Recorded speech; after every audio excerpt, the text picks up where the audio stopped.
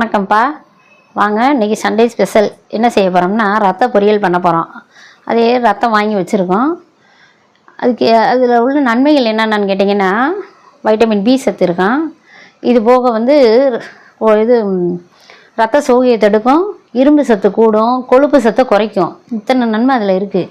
அதனால் இத்தனை நன்மை உள்ள பொருள்களை நம்ம மற்ற கொழுப்பான ஐட்டங்கள்லாம் வாங்கி சாப்பிட்றத விட இந்த ஐட்டங்கள் வாங்கி சாப்பிட்டு பாருங்கள், நல்லாயிருக்கும். செஞ்சு சாப்பிட்டு பாருங்கள். செய்கிற முறை என்னன்றதை நான் செய்முறை விளக்கம்னு சொல்கிறேன். வாங்க வீடியோக்குள்ளே போவோம். கடாய் வச்சுருக்கோம் பாருங்கள். இப்போ இது ரத்தம் வாங்கி கரைச்சி வச்சுருக்கோம்.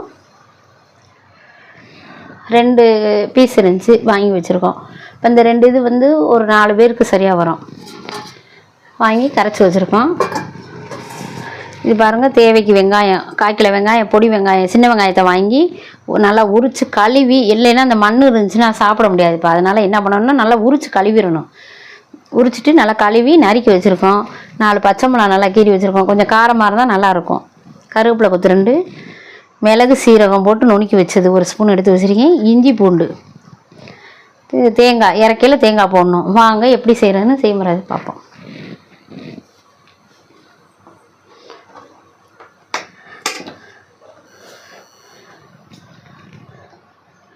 எண்ணெய் கொஞ்சம் இதுக்கு கூடயே விட்டுக்கலாம்.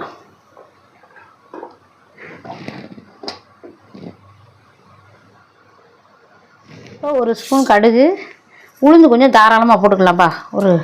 ஒரு ஸ்பூன் அளவுக்கு உளுந்தும் போட்டோம்னா அந்த இதில் போட்டு வச்சுருக்கேன். இந்த உளுந்து நல்லா அந்த இது வெந்து அதோட கடித்து சாப்பிட நல்லாயிருக்கும். அதனால் உளுந்து சேர்த்தே போட்டுக்கலாம். போட்டாச்சு, பொரியட்டும்.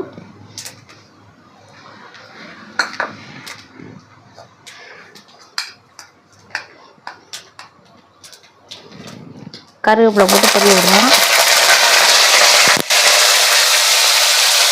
அடுத்து பச்சை மிளகாய், அதையும் போட்டு எண்ணெயில் வதக்கிடுவோம்.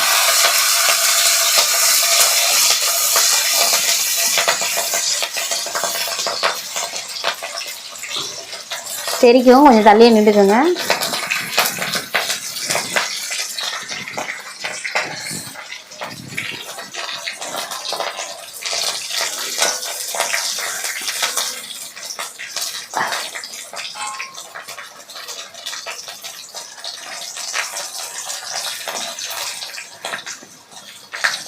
இது பண்ணியாச்சு, அது வதங்குதுப்பா. இப்போ இந்த வெங்காயம் எடுத்து வச்சுருக்கோம். இந்த வெங்காயத்தை ஃபுல்லாகவே போட்டுறோம். 1/4 கிலோ வெங்காயம் நறுக்கி வச்சுருக்கோம். வெங்காயம் நீங்கள் சின்ன வெங்காயம் நல்லா கூட போட்டிங்கன்னா நல்லாயிருக்கும். நான் சொல்கிற மாதிரியே செஞ்சு பாருங்கள், உங்களுக்கே தெரியும் எப்படி இருக்குங்க. பெரிய வெங்காயம் யூஸ் பண்ணக்கூடாது, இனிக்கும். சின்ன வெங்காயம் தான் போடணும் இதுக்கு.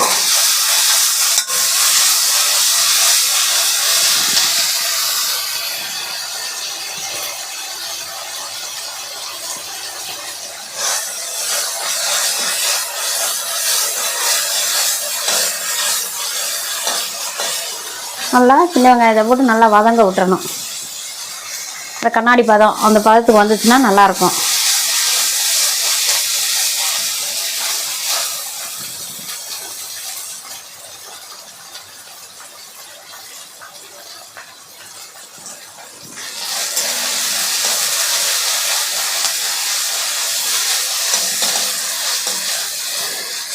இந்த பாருங்கள், நல்லா வதங்கி வருது.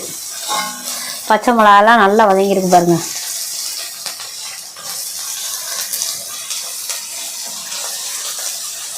இது நல்லா வதக்குனாதான்ப்பா அது அந்த இதோட டேஸ்ட்டு நல்லாயிருக்கும். பச்சை மிளகாவோட ஃப்ளவரும் அந்த வெங்காயத்தோட டேஸ்ட்டு, கருவேப்பிலை டேஸ்ட்லாம் நல்லா அந்த எண்ணெயில் வதங்க தான் உங்களுக்கு நல்லாயிருக்கும்.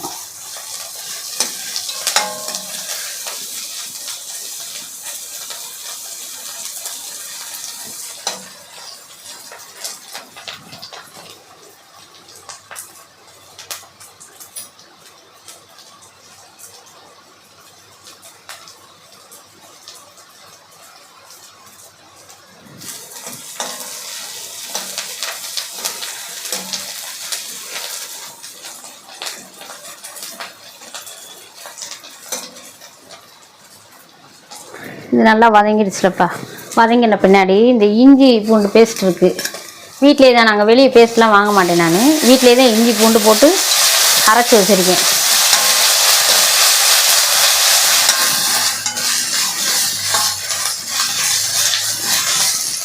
அந்த இஞ்சி பூண்டு அரைச்சதை போட்டு நல்லா அதையும் சேர்த்து வதக்கிடணும். பச்சை வாடை போகணும். இஞ்சி வாடையும் பூண்டு வாடையும் போச்சுன்னா தான் நல்லாயிருக்கும். அது வதங்கையிலே பாருங்களேன், நல்லா மணமாக ஒரு நல்ல வாடை வருது.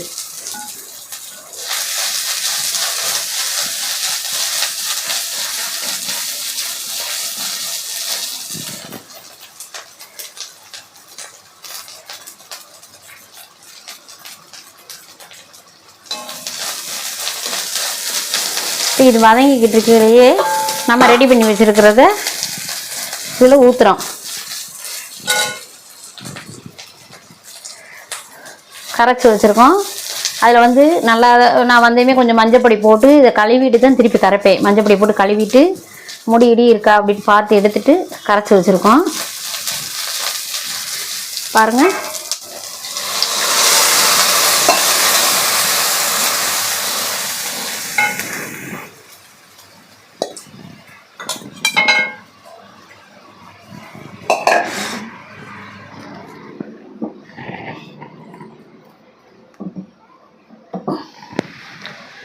இதுக்கு சும்மா ஒரு ஸ்பூன் அளவுக்கு, ஒரு சின்ன ஸ்பூனு தான், ஒரு ஸ்பூன் அளவுக்கு இல்லாமல் அரை ஸ்பூன் அளவு கூட போட்டுக்கிட்டாலும் போதும். உப்பு தேவைன்னா திருப்பி போட்டுக்கலாம். உப்பு கூட்டிட்டா வேஸ்ட்டாக போயிடும் வாங்கின பொருளுங்க. அதனால்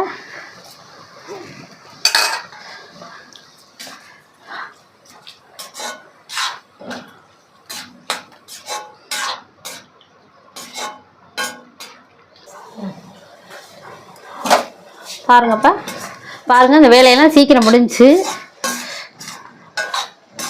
ரெடி ஆயிடுச்சு.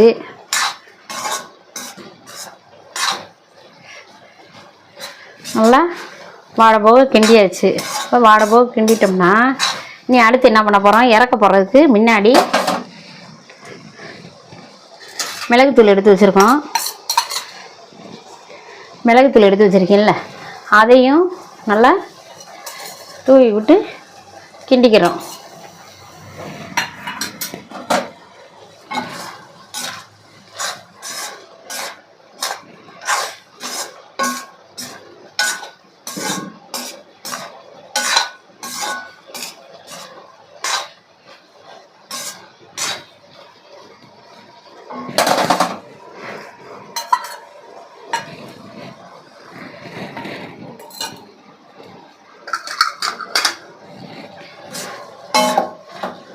அதையும் கிண்டிட்டோம். இப்போ ஃபைனலாக தேங்காய் பூ எடுத்து வச்சுருக்கோம்.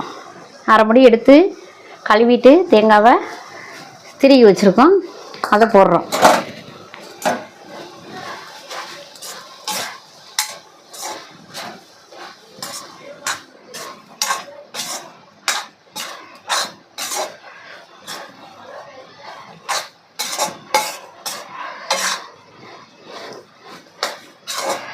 அவ்வளோதான்.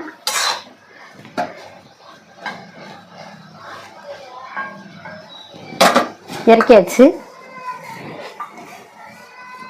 கிண்டியாச்சு. சரி, கிண்டியாச்சு. இப்போ கிண்டி முடிச்சதுக்கப்புறம் அவ்வளோதான், அடுப்பை ஆஃப் பண்ணிவிட்டு